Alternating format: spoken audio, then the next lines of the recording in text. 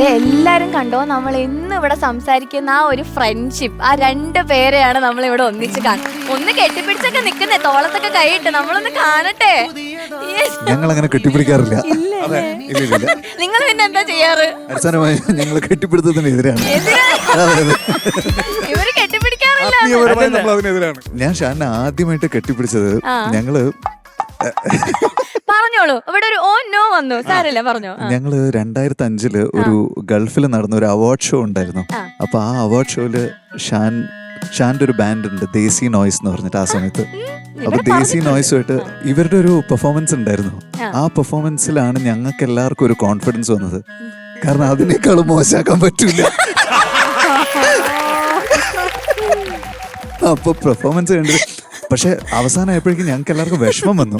കാരണം ഞങ്ങൾ എയർപോർട്ടിൽ നിന്ന് തൊട്ട് പരിചയപ്പെട്ട് കുറെ സംസാരിച്ച് നല്ല കമ്പനിയായി അങ്ങനെ നിൽക്കുക. അപ്പൊ എല്ലാവരും ചെറുപ്പമാണല്ലോ. അപ്പൊ ഒരാൾ ഭയങ്കരമായിട്ട് ബോംബ് ചെയ്യുന്നത് കാണുമ്പോൾ നമുക്ക് വിഷമം വരുമല്ലോ. അപ്പൊ ലാസ്റ്റ് ബാക്ക് സ്റ്റേജിൽ ചെന്നിട്ട് ഞാനിങ്ങനെ ഷാനിങ്ങനെ കണ്ടപ്പോ അവിടെ പുറകിലൊരു റെയിലിംഗ് ഉണ്ട്. റെയിലിംഗിൽ ഇങ്ങനെ പിടിച്ചിട്ട് കുനിഞ്ഞിങ്ങനെ നിൽക്കുക.